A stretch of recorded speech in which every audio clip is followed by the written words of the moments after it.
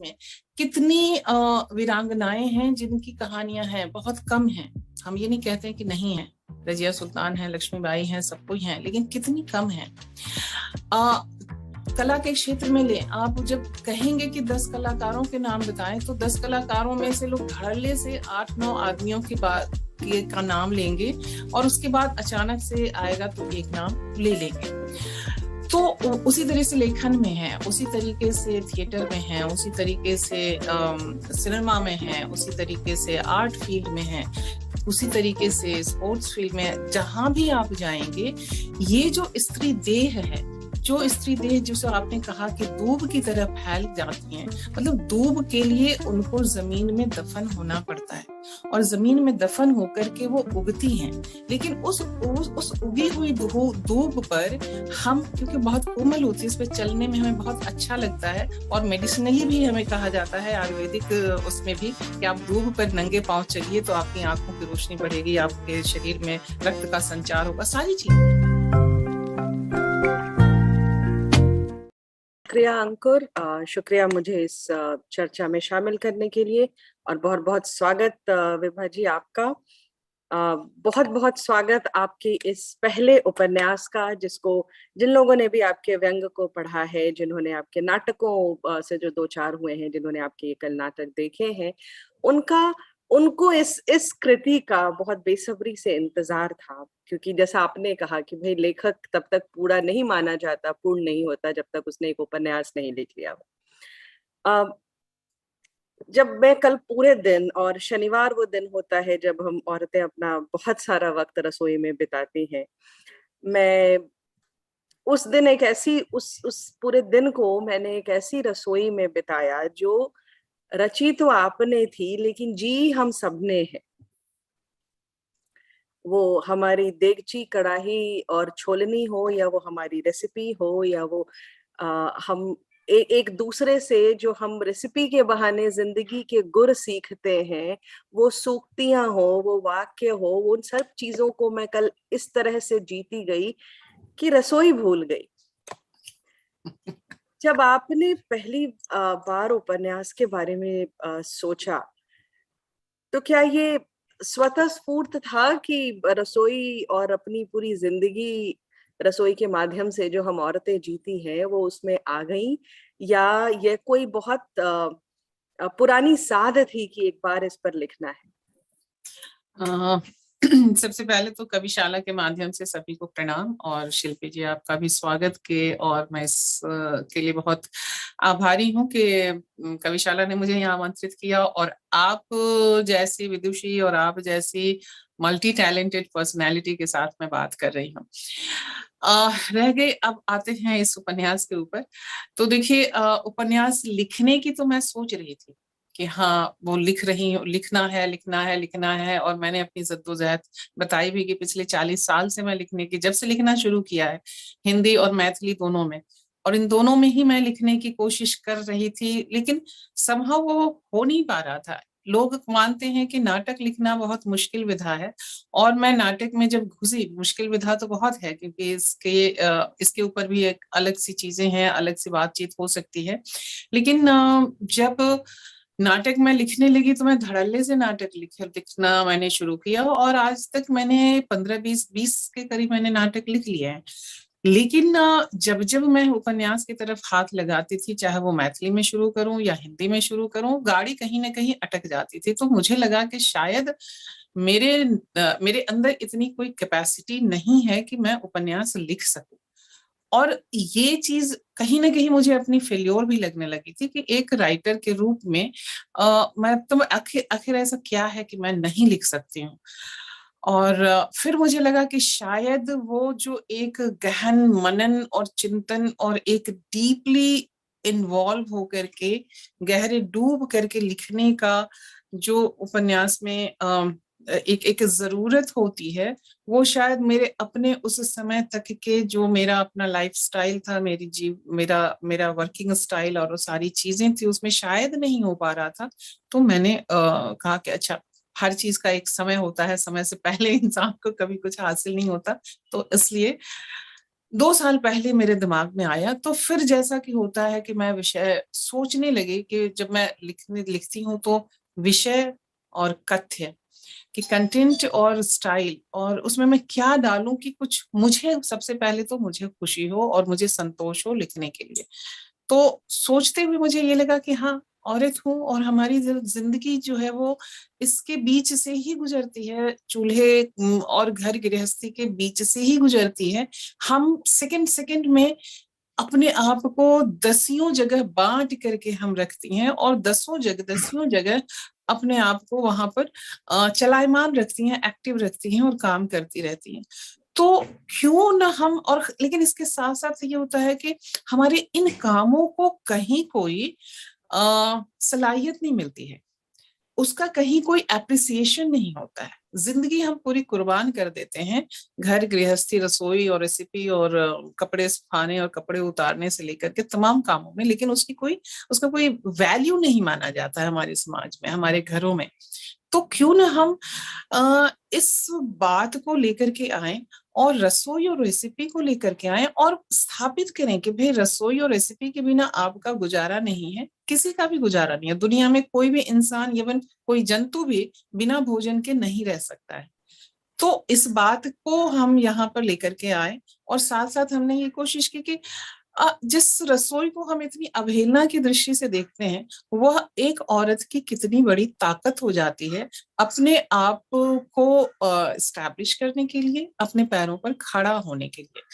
तो इन सब सारी चीजों को ध्यान में रख करके और सोच करके, बहुत सोचना पड़ा मुझे।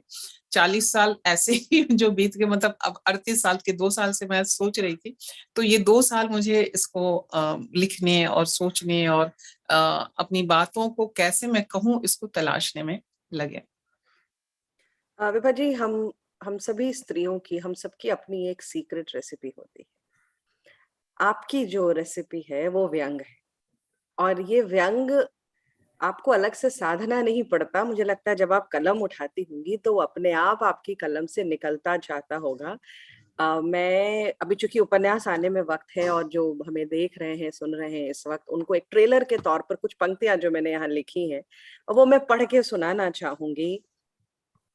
जब आप कहती हैं कि किचकिचाने के मामले में कश्मीर से कन्याकुमारी तक सभी कुमार कमाल के होते हैं।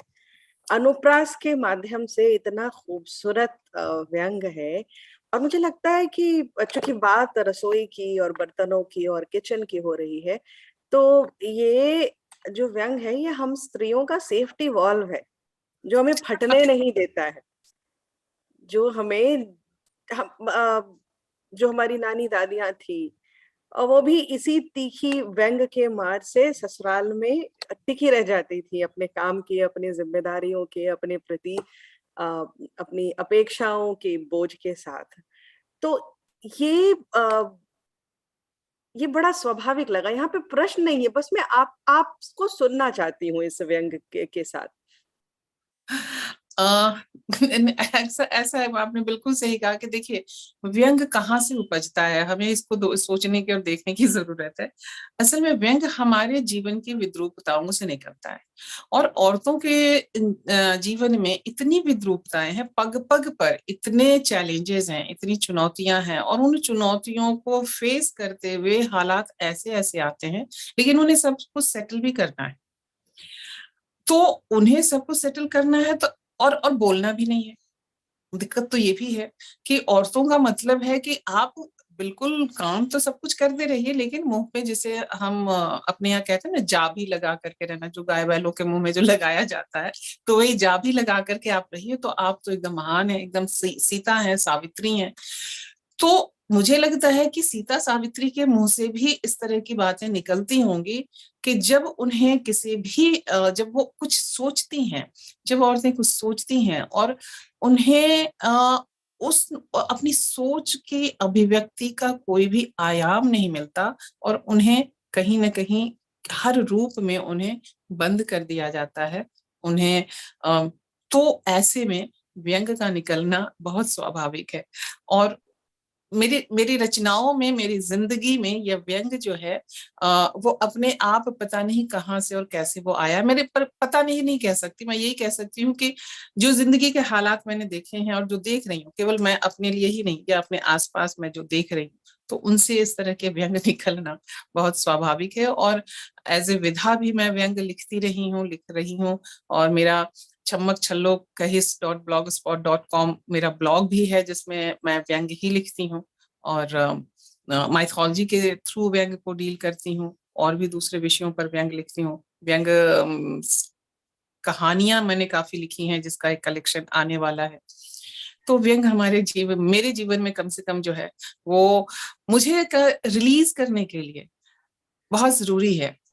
और मुझे लगता है कि सभी के लिए वो बहुत जरूरी है। आप व्यंग को साथ लीजिए, आपकी जिंदगी बहुत आसान हो जाएगी, थोड़ी तो आसान हो ही जाएगी कि आप अपनी बात कहेंगे। दुर्घटनाओं पर आप मुस्कुरा सके, हंस जी, सके। और हम मिथिला की हैं ना, तो मिथिला की स्त्रियां तो राम तक को कह जाती हैं व्यंग के माध्यम से। तो बिल्कुल, हम और आप दोनों मिथिला की हैं, तो व्यंग बिल्कुल।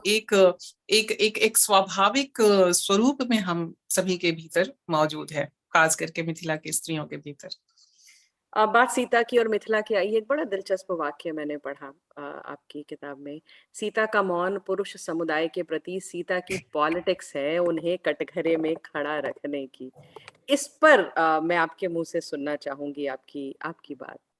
हाँ, आमतौर पर ये कहा जाता है, देखिए मैं ये मान करके रहती चलती हूँ कि सीता के मौन ने हम सबको एक ऐसा नैरेटिव गढ़ करके दे दिया, हम स्त्रियों को भी और पुरुषों को भी, कि हम उन्हें जगत जननी मानने लगे। और जगत जननी अगर मौन है तो हमें भी मौन रहना चाहिए। और नैरेटिव आया कि देखिए, जब सीता नहीं बोली हैं, तो आपको भी नहीं बोलना चाहिए। तो ये जो पॉलिटिक्स है, ये पॉलिटिक्स, ये लाइन बेसिकली मेरी नहीं है, ये मैथिली के और हिंदी के कवि हैं अजित आजाद, वो लिख रहे थे। और वो कह रहे थे कि ये इन्होंने सीता ने ये पॉलिटिक्स रचा है। और मुझे उसके बाद मैंने सोचा, मैंने कहा कि हाँ, अगर अगर आप हमारे जीवन को पॉलिटिक्स समझते हैं, हम अपने जीवन को पॉलिटिक्स नहीं समझते, लेकिन अगर आप हमारे जीवन को पॉलिटिक्स समझते हैं, तो यस, सीता ने ये एक नैरेटिव रचा, अपने समय में नहीं बोली, लेकिन उसके बाद ताजिंदगी सवाल दर सवाल वो छोड़ती गई हैं और आज तक छोड़ रही हैं। और जन्म जन्मांतर तक, जब तक यह सृष्टि है, लोग हैं, हर युग में लोग सीता को अपने तरह से व्याख्यायित करेंगे, राम को अपनी तरह से व्याख्यायित करेंगे। और हर समय में राम एज एन एडमिनिस्ट्रेटर बहुत अच्छे हो सकते हैं, लेकिन एज अ पर्सन और एज अ हस्बैंड वो हमेशा कटघरे में खड़े किए जाते रहेंगे। Even as a administrator also वो खड़े किए जाते रहे। किसी भी राजा को ये अधिकार नहीं है कि वह किसी के कहने पर किसी स्त्री को सजा दे दे। जब तक सजा प्रूफ नहीं हो जाती है, प्रमाणित नहीं हो जाती है, तब तक तो हमारा भी ज्यूरिडिक्शन जो है और जुडिशरी, वो हमें सजा नहीं दे सकता है। लेकिन एक लोकापवाद पर, एक कहने पर कि लोग मुझे क्या कहेंगे, तो आपको अपनी इमेज की चिंता थी, आपको अपनी पत्नी की इमेज की चिंता नहीं है। और कहीं ना कहीं आज तक वो नैरेटिव चला आ रहा है कि पुरुषों की नजर हमेशा अपनी पत्नियों पे रहती है। अगर वो किसी से हंस भी लेंगी, किसी से थोड़ा दो मजाक भी कर लेंगी, तो पतियों की भ्रिकुटी तन जाती है, उनकी भौवें तन जाती हैं। औरतों की भौवें नहीं तनती हैं, औरतों की भौवें तब तनती हैं जब सही में कहीं कुछ गलत होने लगता है।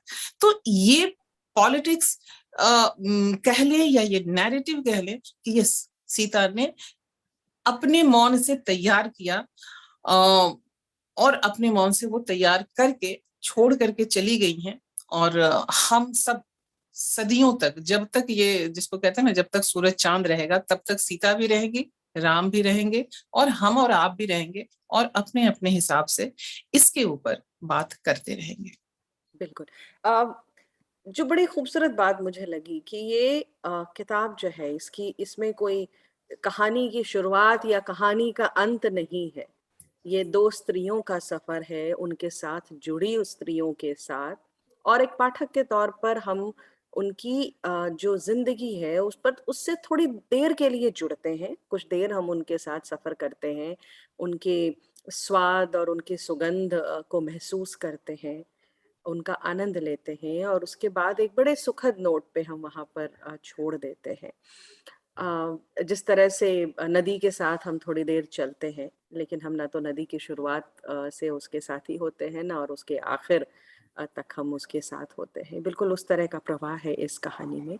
और जो नाटक की जो आपकी शैली है वो परिलक्षित होती है, वो आती है, क्योंकि यहाँ पर कहीं ठहर कर बहुत बड़ी बड़ी बातें करने की कोशिश नहीं की गई है, लेकिन जो संवाद है वो संवाद अपना प्रभाव छोड़ते हैं।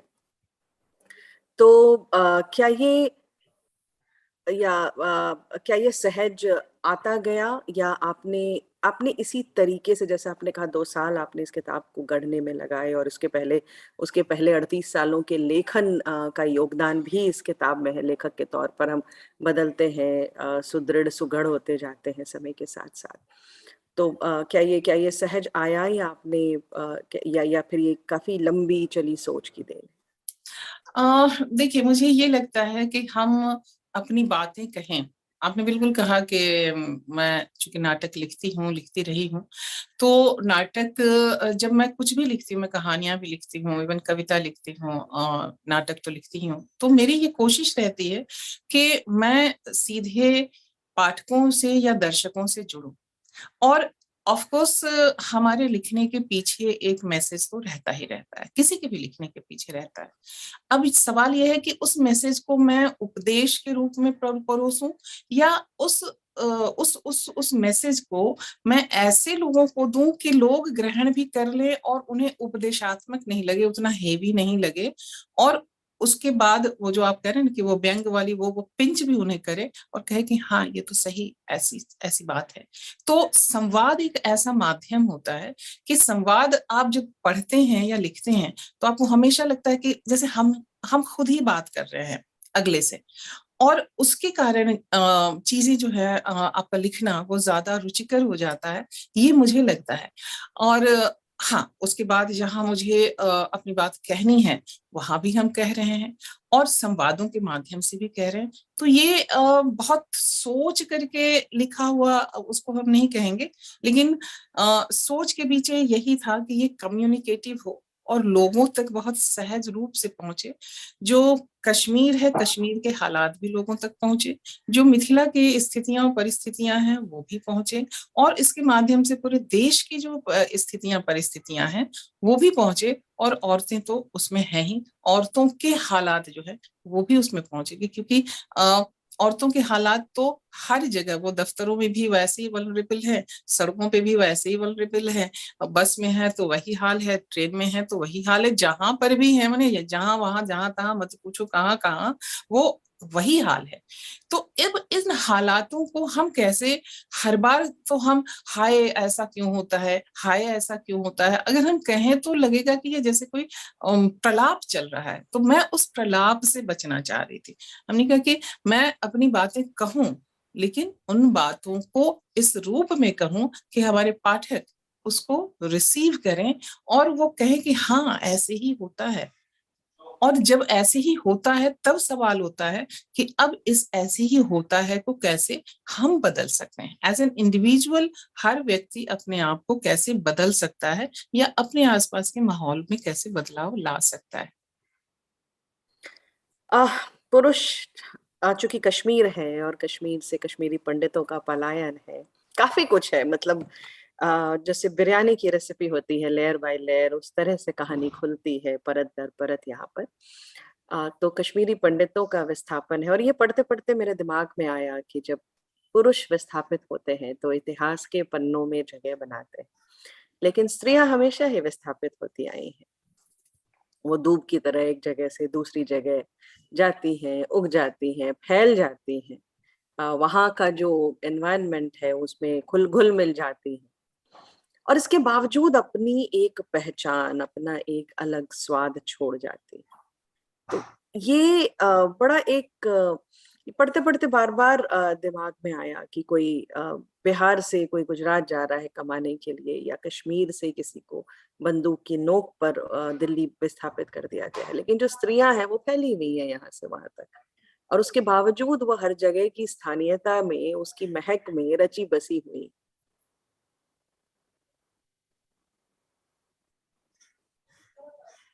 मैं सवाल नहीं कर रही हूँ, हाँ। मैं बस अपने शब्दों के जरिए आपकी बात सुनना चाह रही हूँ। जी। देखिए, आपने बहुत सही बात कही है कि पुरुषों का विस्थापन, पुरुषों का लेखन, पुरुषों का काम हर जगह डॉक्यूमेंट होता है। स्त्रियां उसके पीछे हैं। शास्त्र ने कह दिया कि अर्धनारीश्वर है। परिवार ने कह दिया कि तुम तो उसकी छाया हो, तुम्हारे बिना तुम सहचरी हो, देवी माँ सहचरी प्राण सब कुछ हो। लेकिन जब उसके डॉक्यूमेंटेशन, उसके काम को सराहे जाने या नोटिस, सराहा जाना तो बहुत दूर की बात है, नोटिस लिया जाना, जब नोटिस लिए जाने की बात होती है तो स्त्रियां कहीं ना कहीं गायब कर दी जाती हैं। और ये इतिहास है, हर क्षेत्र में है, ये केवल लेखन के क्षेत्र में नहीं है। आप देखिए कि आप इतिहास में कितनी वीरांगनाएं हैं जिनकी कहानियां हैं, बहुत कम हैं। हम ये नहीं कहते हैं कि नहीं है, रजिया सुल्तान है, लक्ष्मीबाई है, सब कोई है, लेकिन कितनी कम है। कला के क्षेत्र में ले, आप जब कहेंगे कि 10 कलाकारों के नाम बताएं तो 10 कलाकारों में से लोग धड़ल्ले से 8-9 आदमियों की बात का नाम लेंगे, और उसके बाद अचानक से आएगा तो एक नाम ले लेंगे। तो उसी तरह से लेखन में है, उसी तरीके से थिएटर में है, उसी तरीके से सिनेमा में है, उसी तरीके से आर्ट फील्ड में है, उसी तरीके से स्पोर्ट्स फील्ड में, जहां भी आप जाएंगे ये जो स्त्री देह है, जो स्त्री देह जिसे आपने कहा कि दूब की तरह फैल जाती हैं, मतलब दूब के लिए उनको जमीन में दफन होना पड़ता है और जमीन में दफन होकर के वो उगती हैं। लेकिन उस उगी हुई दूब पर हम, क्योंकि बहुत कोमल होती है, उस पर चलने में हमें बहुत अच्छा लगता है, और मेडिसिनली भी हमें कहा जाता है, आयुर्वेदिक उसमें भी, कि आप दूब पर नंगे पांव चलिए तो आपकी आंखों की रोशनी बढ़ेगी, आपके शरीर में रक्त का संचार होगा, सारी चीजें हैं। अब आप इसको एक स्त्री और समाज के रूप में लेके आइए कि उस दूब की नरमाई पर हम चलना तो पसंद करते हैं, उस दूब से मिली हुई सारी शक्ति को हम ग्रहण तो करना चाहते हैं, लेकिन उस दूब का उल्लेख हम कहीं नहीं करना चाहते हैं। बिल्कुल। और ये लगातार हो रहा है। इसलिए भी ये इस उपन्यास को लिखने का मेरा मकसद था कि स्त्रियों का वह श्रम, जो श्रम कहीं डॉक्यूमेंट ही नहीं होता है और कहीं दिमाग में चढ़ता ही नहीं है, उस पर लिखा जाए, और स्त्रियों के माध्यम से और इस फूड और रेसिपी के माध्यम से स्त्रियों के हर एंगल पर बात की जाए। उनके, चाहे वो फोर्सिबली विस्थापन पर बात की जाए या उसके किसी देश में जो जिस तरह के आतंक होते रहे, जिसके कारण कश्मीर से विस्थापन हुआ, गुजरात से विस्थापन हुआ, उनकी बात हम करें, या फिर उनके घरों से, लड़कियों का तो, स्त्रियों का सबसे बड़ा विस्थापन तो उसके अपने परिवार से है, कि जब वो बेटी से बहू बन करके निकलती है और वहीं वो विस्थापित हो जाती है, पुरानी जमीन से उसका कोई नाता रिश्ता नहीं, बल्कि सिखाया जाता है अब तुम्हारा यहाँ कुछ भी नहीं है, जो कुछ है वो वही है। और वहां उखड़ी हुई दूब, जिस उखड़ी हुई दूब पर लोग चलना, उसके सारे फायदे लेना पसंद करते हैं, उस उखड़ी दूब को देखने वाला कोई नहीं होता, उसकी आवाज को, उसकी अभिव्यक्ति को स्वर देने वाला कोई नहीं होता है। ना तो किसी को उसका सौंदर्य दिखता है, ना किसी को उसका रंग रूप दिखता है। नहीं, देखिए, अब सौंदर्य, हाँ वो तो आप कह ही रही हैं, लेकिन अब आप देखिए कि स्त्रियों के वर्णन में सौंदर्य की बात ही लेकर के आप आई हैं, तो ये बहुत ही एक मार्के की बात भी आपने कही कि जब हम सौंदर्य का वर्णन करते हैं तब भी आप देखेंगे कि जब पुरुष सौंदर्य का वर्णन करेंगे तो उनके सौंदर्य के वर्णन में जो है वो मछली जैसी आंखें, या फिर बिंबा फल जैसे ओठ, तो कुंभ जैसे उनके वक्ष, तो सोने जैसा उनका रंग, तो नागिन जैसे उनके बाल, ये उनके शारीरिक सौंदर्य का वर्णन होता है। पुरुषों में कभी भी वो जो जो जो आंतरिक सौंदर्य है, आत्मा के सौंदर्य का वर्णन नहीं होता, और आत्मा के सौंदर्य का वर्णन जैसे ही करेंगे, स्त्री को एक रिश्ते में बांध देंगे, तब वो माँ हो जाएगी, तब वो बहन हो जाएगी, तब वो पत्नी हो जाएगी, और तब उसके बाद फिर उनका वर्णन आएगा कि वो तो त्यागमयी है, वो तो ममतामयी है, वो तो प्रेममयी है। मतलब उसको स्त्री को स्त्री के रूप में रहने ही नहीं दिया जाएगा। उसको पहले अपने लस्ट के लिए उसका वर्णन होगा, और फिर अपने उस लस्ट के शमन के लिए उसको भूमिका में बांध करके उसको उसकी ड्यूटी में उसको बांध दिया जाएगा। तो और ये beauty beauty with the brain जो है वो खबर बन जाती है। नहीं, ब्यूटी विद ड्यूटी हो जाती है। ड्यूटी हो जाती है, बिल्कुल बिल्कुल। और यहीं पर एक और बड़ा बहुत ही इंट्रीगिंग सेंटेंस जो मैंने पढ़ा था और मैंने उसको लिख लिया था कि असल में बैंगन स्त्री है जो सबसे ज्यादा प्रकार में आती है और पुरुषों को पसंद भी नहीं आती है। जी, अलग अलग तरह की स्त्रियां होती हैं, लेकिन पुरुषों के लिए उनको मापने का जो पैमाना है वो एक ही। और कोई अगर उसमें कुछ नया कर दे तो वो सबको पसंद आने लगती है ना। और यहाँ पर जो परिवार में जो स्त्री और पुरुष के अधिकारों का भेद है वो भी बड़ी बारीकी से आया है कि भाई स्त्रियां जो हैं, बैंगन उगते बहुत सारे हैं, सस्ते होते हैं, तो घरों में स्त्रियों के खाने के काम आते हैं। ये इतनी इस एक पंक्ति ने मैं वहां पे रुक गई थी। और आप बैंगन की का झोल बना लीजिए तो दाल का खर्चा भी बच जाता है। तो वो स्त्रियां जो सुबह से शाम तक पुरुषों की जीभ की बारीकी को महसूसते हुए लगी रहती है चूल्हे के सामने, उनके जब खाने की बात आती है तो वहां पर किफायत प्रमुख हो जाता है। जो स्वाद की बात है वो गौण हो जाती है। तो शुरुआत में काजल कौल की रसोई जो शुरू हुई, जहां पर भी आपने, वहां पर भी एक कटाक्ष है, और वो कटाक्ष बहुत ही विद्रूप में पगा हुआ है कि भाई रात के जितने भी डब्बे हैं वो उसके बैग में जा रहे हैं सुबह के 2 पराठों के साथ। जितना बासी घर में बचा खाना है वो लेके जा रही है। और वहां से जब हम मुंबई से मिथिला पहुंचते हैं तो वहां भी स्त्रियों के खाते में वही आता है। और ये सभी की सभी स्त्रियां ऐसी हैं जो घर में बैठी नहीं हुई हैं, जो अपने पाँव पे खड़ी हैं, जो घर संभालने के साथ साथ जो भी उनसे बन पड़ता है उसको वो परिवार के लिए करती है, और बावजूद उनके हाथ केवल जूठन आती है। जी, यही सच्चाई है। और यही सच्चाई, बल्कि मैं इसमें कहूँ कि इसमें मैं भी शामिल हूँ। अब देखिए, बहुत बहुत साधारण एक स्टेटमेंट दे दिया जाता है हमारे घरों में कि किसने कहा है तुम्हें बासी खाने को।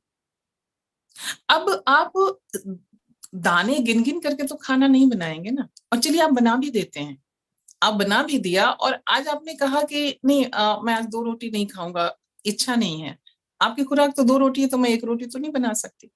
और आपने कह दिया कि अच्छा मैं 1 ही रोटी खाऊंगा, या किसी ने भी कह दिया परिवार के सदस्य ने कि आज हम 1 ही रोटी खाएंगे, तो आप उनको जबरदस्ती 2 रोटी नहीं खिला सकते। अब वो जो रोटी बची है तो या तो आप उसे फेंके,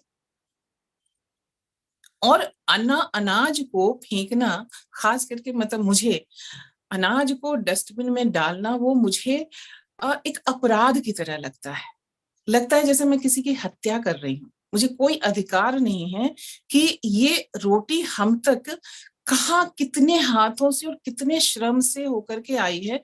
किसान जो उसके मूल में है अनाज उपजाने के, वो कितनी धूप बरसात और तमाम अभावों को सहते हुए वो यहाँ तक आया है, वो उसने उपजाया है, और उसके बाद धीरे धीरे धीरे धीरे सभी के श्रम के साथ वो हमारे घर में आया है और हमारे हाथों से वो रोटी बनी है, और आप नहीं खाते हैं। तो ऐसा भी नहीं होता है कि कहा जाता है कि अच्छा तुम रहने दो, मैं सुबह खा लूंगा, या रहने दो, मैं शाम में खा लूंगा। नहीं, वो नहीं खाऊंगा मैं।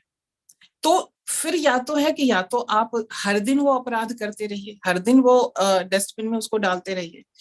मैं अपने, जहां तक मेरे अपने स्वभाव की बात है, मे बी कि लोगों को लगेगा कि ये बहुत कंजूस है, और मैं वैसे भी कंजूस के नाम से विख्यात हूँ।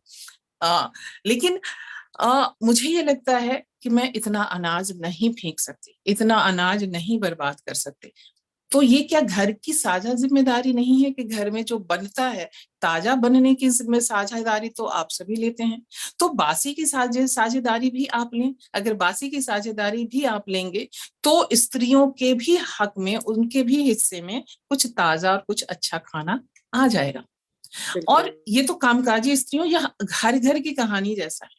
और जो आपने मिथिला की बात कही और जो बैगन की बात कही, इसके पहले हमने सौंदर्य बोध की बात कही है, तो उसी सौंदर्य बोध के साथ ही कि बैगन हमारे यहाँ जो सब्जियां हैं, उन सब्जियों में कुछ सब्जियां जो है वो बड़ी हिकारत की नजर से देखी जाती है।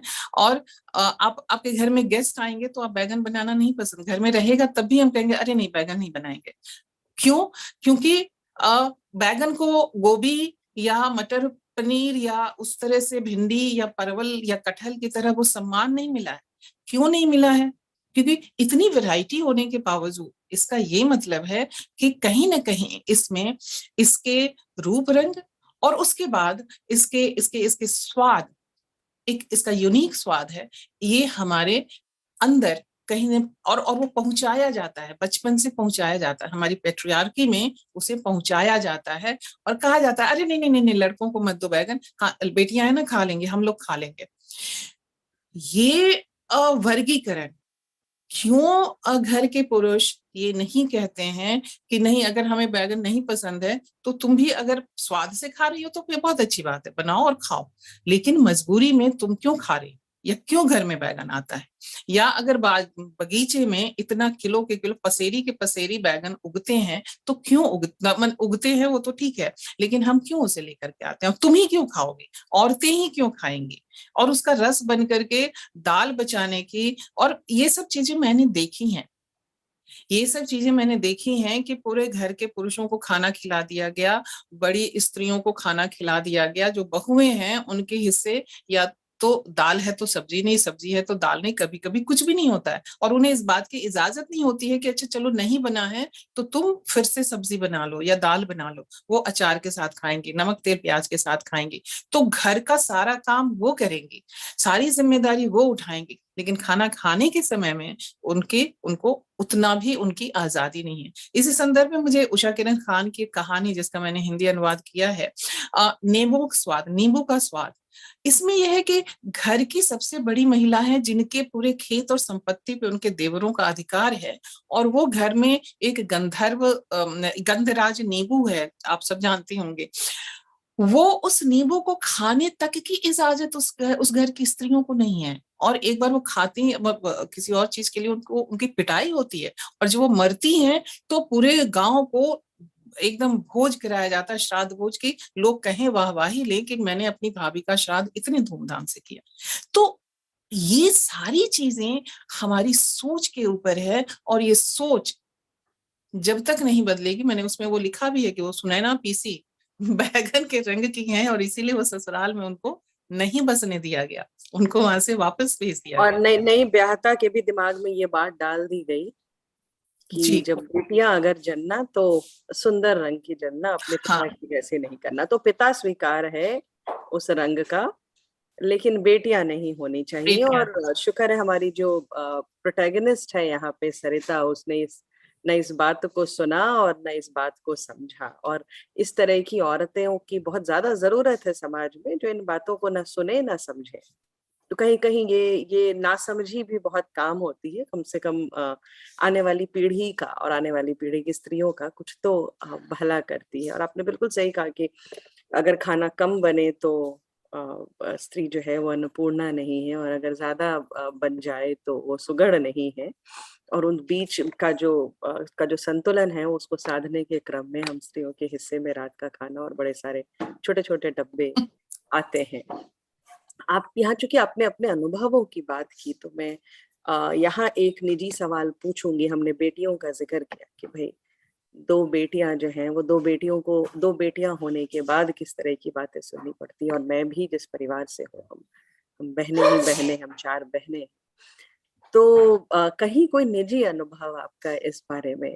मुझे जहां तक याद पड़ता है, मैंने कुछ सोशल मीडिया पर आपका लिखा कुछ पढ़ा भी था कि किस तरह से पति से लोग सहानुभूति जताते हैं कि भाई एक तो जो पत्नी है वो पारंपरिक नहीं है, और दूसरी बेटियां भी उसने जन्म दी। तो अपना अनुभव यहाँ पर कहीं कहीं से परिलक्षित होकर के आ गया बात को। मैं इस मामले में शिल्पी बहुत अपने आप को खुशनसीब समझती हूँ कि मेरे परिवार में, चाहे वो मेरे पति हो या चाहे मेरी ससुराल रही हो, या इवन हमारे अपने घर में भी, मैं भी 4 बहनें हूँ रही थी, और लेकिन ये कभी मेरे अपने घर में, दोनों ही घरों में, माँ के घर में भी और ससुराल में भी, इस चीज को लेकर के कोई आपत्ति नहीं हुई, बल्कि सभी का ये कहना, बल्कि जब मेरी बड़ी बेटी पैदा हुई और नर्स ने मेरे जेठ को बताया कि बेटी हुई, बड़े मरे हुए स्वर में, तो उल्टा उनको नर्स को डांट पड़ गई कि आपने ऐसा क्यों बोला। तो उन्होंने कहा कि सर, हम किसी को अगर बोलते हैं कि बेटी हुई है तो लोग उल्टा हमें ही डांटते हैं, तो इसलिए हम खुशी जाहिर करते हुए नहीं सूचना देते हैं कि बेटी हुई है। तो आपने ये कहा है तो मुझे बहुत अच्छा लग रहा है। और फिर उन्होंने पूरे मिठाई मंगवा करके, और पूरे नर्सिंग होम में उन्होंने वो पूरी मिठाइयां बंटवाई थी, और लोगों को बड़ी हैरानी हुई थी, अरे बेटी हुई हो फिर भी मिठाई बंटवा रहा है। तो मेरे घर में कभी इस तरह से कोई वो नहीं रहा, मैं इस मामले में बहुत खुशकिस्मत हूँ। मेरे घर में कभी रूप रंग को लेकर के कभी किसी तरह की कोई बात नहीं हुई, बल्कि मुझे ही सब हमेशा कहा जाता रहा। कई लोगों ने हमें, मेरे रिश्ते की कई ननदों ने मुझसे कहा कि आपको भैया ने कैसे पसंद कर लिया।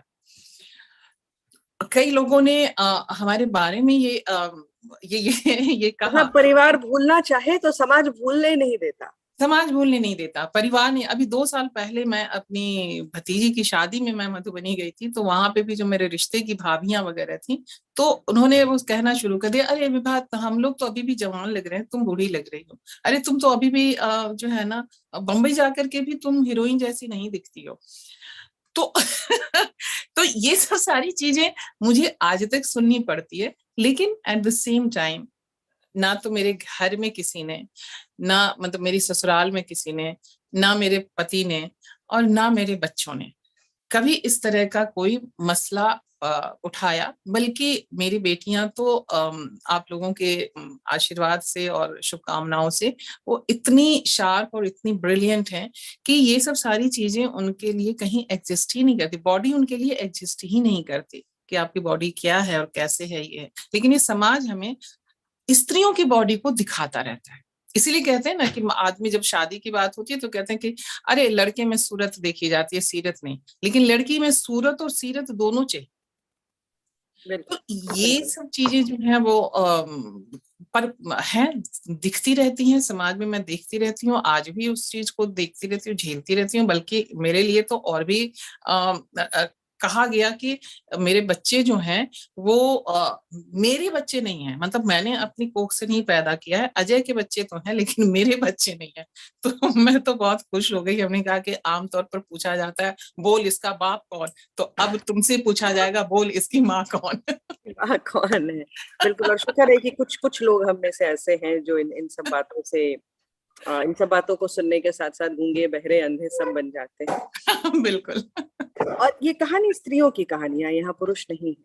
यहाँ एक औरत का हाथ पकड़कर आगे बढ़ती दूसरी औरत है, एक औरत के जख्म सहलाती दूसरी औरत है, एक औरत का सुख दुख बांटती दूसरी औरत है। वो पद्मा कौल से काजल कौल तक की कहानी हो, या फिर वो सरिता मंडल से उनकी बेटियों की, उसकी 2 बेटियों की कहानी हो, सनाया और अनाया की कहानी हो।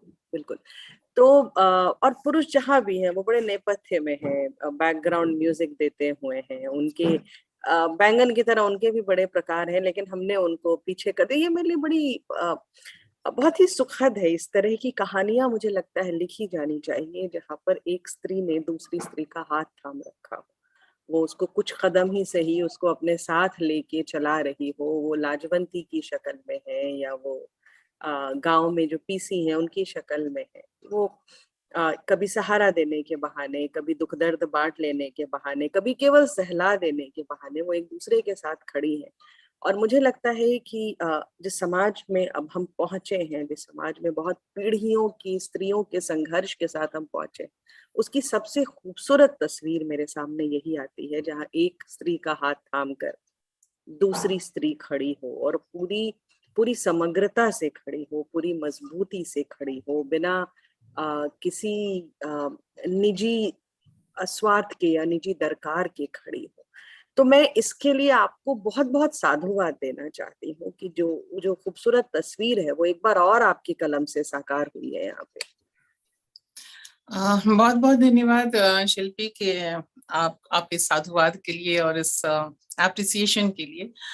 लेकिन मुझे हमेशा ये लगता है कि ये भी एक नैरेटिव गढ़ दिया गया है कि औरतें औरतों के दुश्मन हैं, जबकि ऐसी ये सच्चाई नहीं होती है। इसके कभी भी पीछे नहीं भी हुई, फुल पैट्रियार्की का हाथ होता है। कभी भी नहीं हुई। आप देखेंगे कि जिस घर में अगर पुरुष कहता है कि तुम ऐसे रहोगे, तुम ऐसे पहनोगे, तुम ऐसे ये करोगे, घर की लड़कियां ऐसे रहेंगी, वैसे रहेंगी, उस घर में वो सब सारी चीजें होने लगती हैं।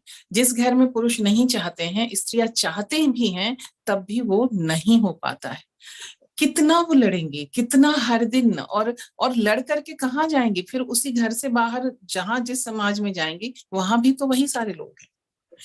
तो ये संघर्ष तो, और संघर्ष वो तब और ज्यादा बड़ा हो जाता है कि आप वहीं बन करके वहीं पर से आप संघर्ष करके कुछ चीजें लेके आती हैं।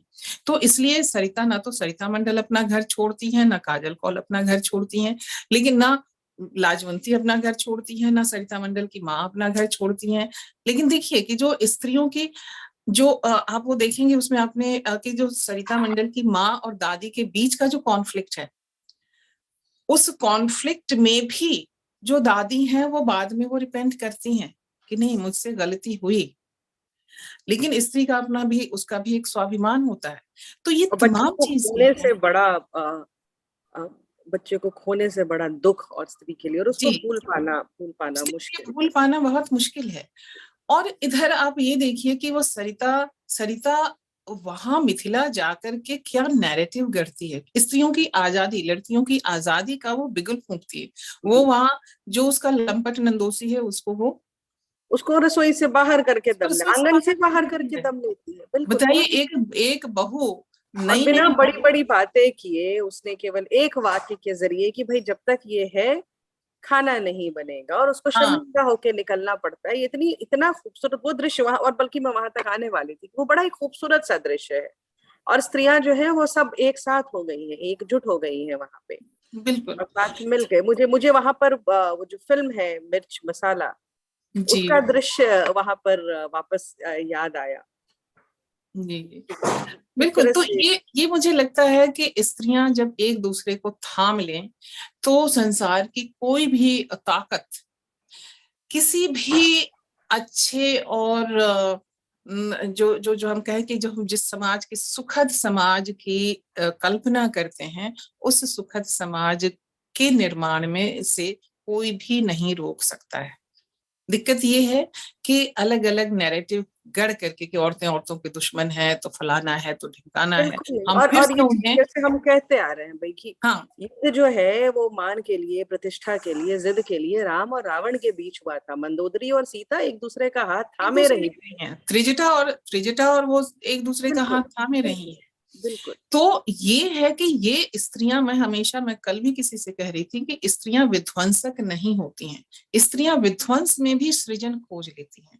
ये उनके भीतर ये कह लें कि चाहे प्रकृति ने जो निर्माण किया है उसका, उसके निर्माण में उसको कुछ ऐसे उसके भीतर जीन्स भर दिए हैं कि वो हमेशा कंस्ट्रक्शन खोजती है, डिस्ट्रक्शन नहीं खोजती है। नहीं खोजती है, बिल्कुल और सही। इसी को ध्यान में रख करके हमने इस उपन्यास को लिखा कि कहीं पे भी जो भी प्लेटफॉर्म है, उस प्लेटफॉर्म पर स्त्रियां आ रही हैं और रच रही हैं, पुरुष भी रच रहे हैं। आप देखेंगे कि इनके पिता, काजल कौल के पिता और उनकी जो मुलाकात होती है दूसरे कश्मीरी से, तो ये दोनों ही आपस में, वहां रिलीजन नहीं रह जाता है।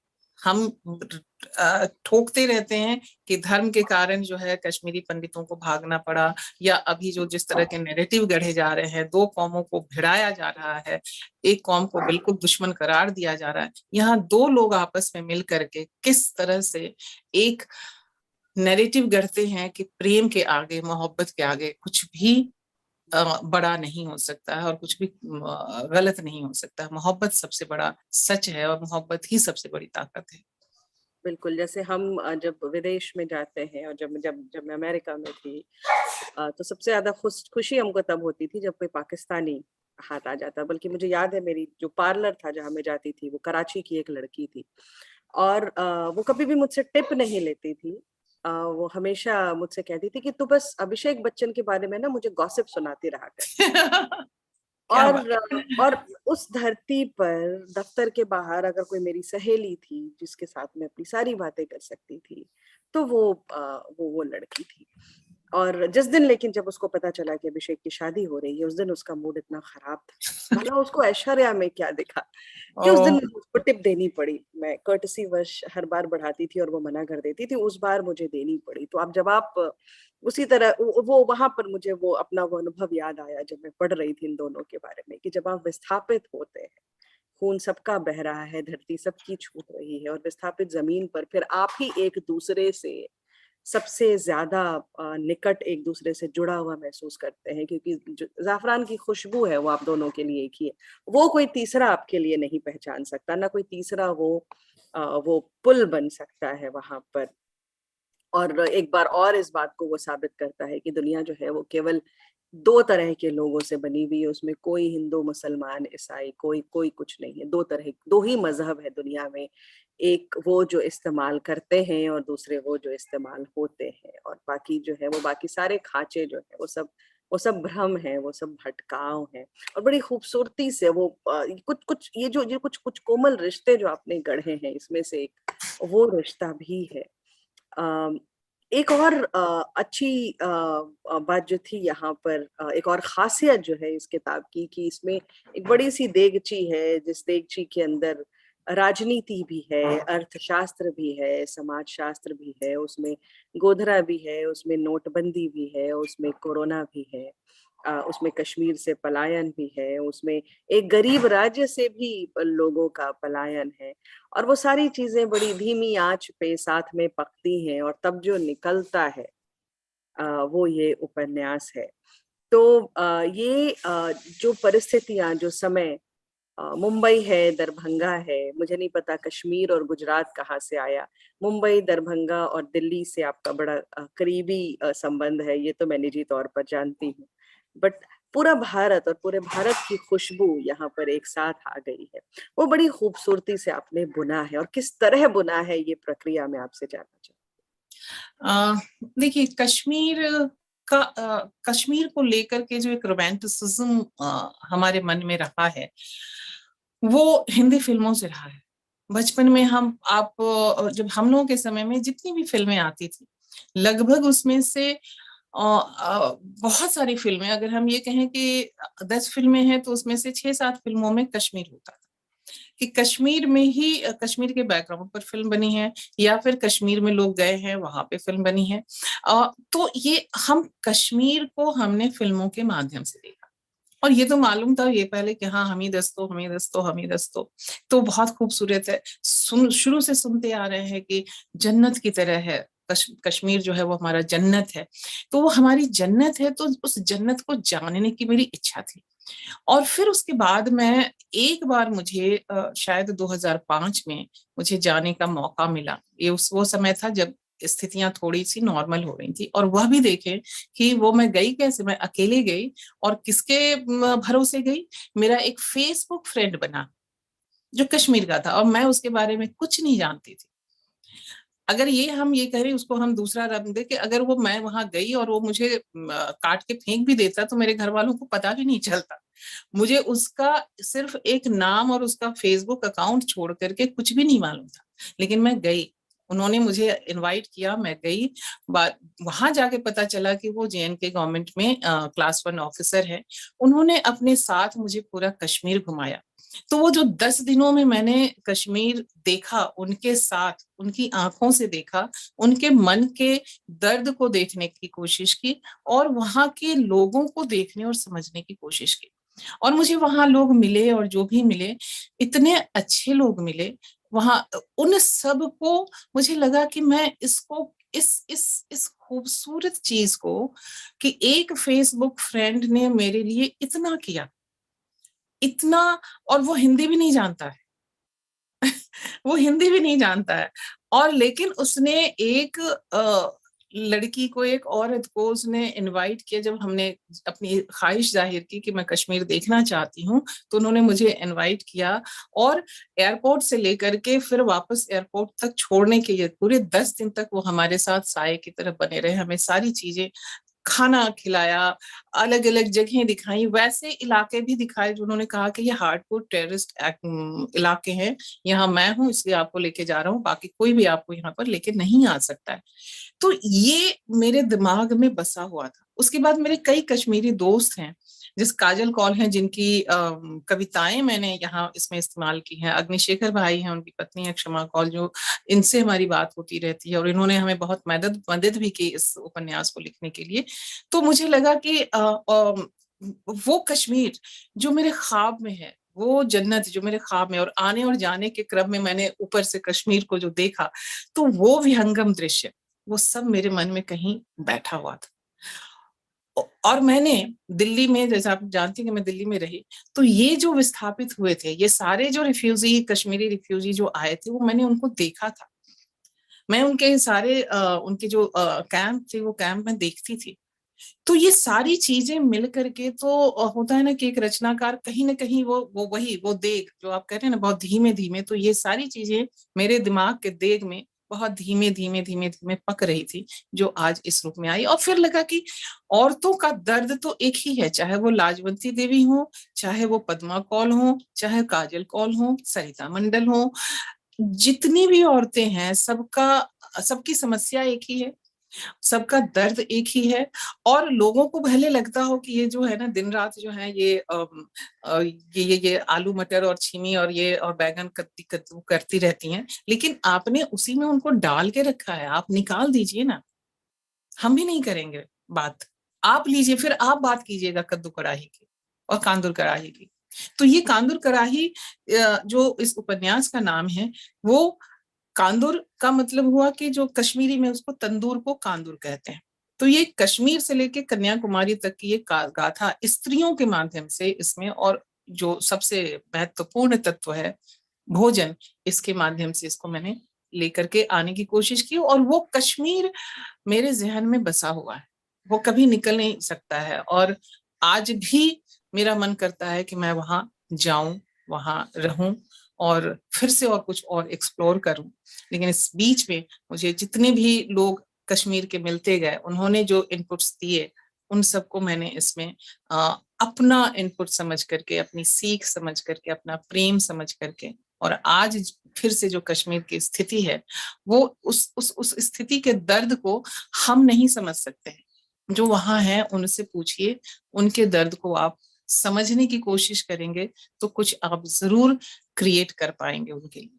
और मुझे लगता है कि हम लोग बस जो यही कर सकते हैं, तो यही करने की कोशिश की। जी, इतवार की दोपहर है और रसोई आपका भी इंतजार कर रही होगी, मेरा भी इंतजार कर रही है। एक चीज उसको यहाँ पे मैं बोलना चाहूंगी। हम बात कर रहे हैं, आपने अपने समकालीनों की, अपने वरिष्ठों की बात की, और बड़ी उदारता से, ये कम देखने को मिलता है। किताब में जिक्र है, वो ममता सिंह या यूनुस खान हो, या वो उषा किरंदी या लिली रे हो, उन सब का जिक्र आपने, उनकी उनकी रचना का, उनके बारे में जो आपने जिक्र किया है, ये बड़ी खूबसूरत चीज फिर से मुझे नजर आई, जो कम देखने को मिलती है किताबों में। आखिरी सवाल मैं यहाँ पर बस ये करना चाहूंगी कि आपको जितना हम जानते हैं, जितना हमने पढ़ा है, आप ये किताब अभी शायद थोड़ा सा वक्त है इसको छपकर आने में, लेकिन इसके बीच आपके आपके दिमाग में एक नई रेसिपी आने लग गई होगी। तो थोड़ी सी अगर आप हमको झलक दिखाएं कि वो रेसिपी क्या है और अब अगला क्या आपकी कलम से आने वाला है। जी जरूर। किताब छप करके आ गई है, अब बस सब हमारे और आपके हाथों में पहुंचने वाली है, और एक दो दिनों में किताब आ जाएगी, ऐसा मुझे लगता है। और आपने बिल्कुल सही कहा है कि अब दूसरी रेसिपी क्या है। दूसरी रेसिपी भी मेरे दिमाग में बहुत दिनों से है। ये तब से है जब से मुझे कैंसर हुआ था, आप सब जानते हैं। तो कैंसर भी मेरे जीवन का एक बहुत बड़ा जो है, कह लें कि लेसन है, लर्निंग है, और जिंदगी को जीने का एक नया फलसफा लेकर के आया। अब ये फलसफा मैं चाहती हूँ कि मैं दूसरों को दूं। उसके लिए मैंने कविताएं लिखी, कविताओं के जरिए लोगों की कुछ ये कोशिश की कि मैं अपनी तरफ से जो कुछ कर सकती हूँ तो करूँ। हालांकि वो बहुत नगण्य है, उसको मेंशन करने की कहीं कोई जरूरत नहीं है, लेकिन अभी मैं एक उसको ले करके अपनी, कह लीजिए कि अपनी उस कैंसर की जर्नी को लेकर के एक मैं नॉवेल लिख रही हूँ। और इसमें खासियत ये रखूंगी कि चूंकि कैंसर ऐसे ही बहुत बड़ी बीमारी के रूप में माना जाता है भी बहुत बड़ी बीमारी, तो उसे मैं उतने गंभीर रूप में ना प्रस्तुत करूं ताकि लोग, ऐसे ही डरे हुए लोग जो है कि पता नहीं अब इसमें क्या और सुनने को और पढ़ने को मिल जाएगा, तो मैं इसे बहुत ही लाइट मोड में इसे लेकर के आ रही हूँ। वैसे ही जैसे कांदुर कराही को बहुत ही लाइट मोड में लेके आई हूँ, इसे भी उतने ही लाइट मोड में लेकर के आ रही हूँ। और इसका नाम भी मैंने इसीलिए रखा है, और कि बहुत हमारे बीच में इतने निषेध हैं और कैंसर के समय और भी निषेध आते हैं, तो इसका नाम भी मैंने रखा है जो बना से चुनरिया ... ताकि ये जो है, हमारे ऊपर जितने सारे आवरण हैं, उन आवरणों के कारण ब्रेस्ट कैंसर बहुत ज्यादा होता है, तो वो आवरण हटे तो ब्रेस्ट कैंसर भी हटे।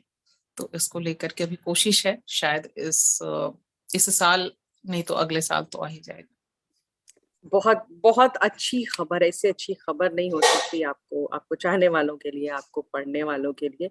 बहुत बहुत शुक्रिया आपका इस बातचीत के लिए, और बहुत बहुत शुभकामनाएं आपको कांदुल कड़ाही के लिए भी, और आने वाली अगली किताब के लिए भी। आपकी रचना धर्मिता यूं ही बनती रहे, पनपती रहे, और हमारी पीढ़ी के जो लोग हैं उनका मार्ग प्रशस्त करती रहे, बिल्कुल उसी तरह जैसे आपकी पीढ़ी की स्त्रियों ने हमारे लिए जीने को, काम करने को, घर और बाहर संभालने को थोड़ा और आसान बना दिया। बहुत बहुत शुक्रिया। बहुत बहुत शुक्रिया आपका शिल्पी, कि आपने इतने अच्छे से बात की कि मुझे कहीं पे लगा भी नहीं कि मुझे कुछ सोचना पड़ रहा है और मैं क्या बोलूं। हालांकि मुझे बहुत घबराहट हो रही थी कि आप इतनी मल्टी टैलेंटेड और मल्टी फैसेट पर्सनैलिटी हैं, और आपके साथ में कैसे मैं बात आपके कर सामने पाऊंगी, कुछ लेकिन भी आपने नहीं। बहुत बहुत कोजी और बहुत हमें आपने एट ईज में रखा। और मैं अंकुर मिश्रा और कविशाला की भी बहुत बहुत आभारी हूँ कि उन्होंने झट से इस किताब के लिए मुझे यहाँ पर आमंत्रित किया, और इस किताब के बारे में बोलने का, और साथ साथ आपने दूसरे उपन्यास के बारे में भी जानकारी दी, तो पूछा तो मैंने उसकी जानकारी दी, इसका हमें मौका दिया। मैं आप सब लोगों के बहुत बहुत आभारी हूँ, और फिर से वही अनुरोध कि आप किताब लें, पढ़ें और अपनी राय से जरूर वाकिफ कराएं, क्योंकि आप लोगों की राय बहुत हमारे लिए अहम है।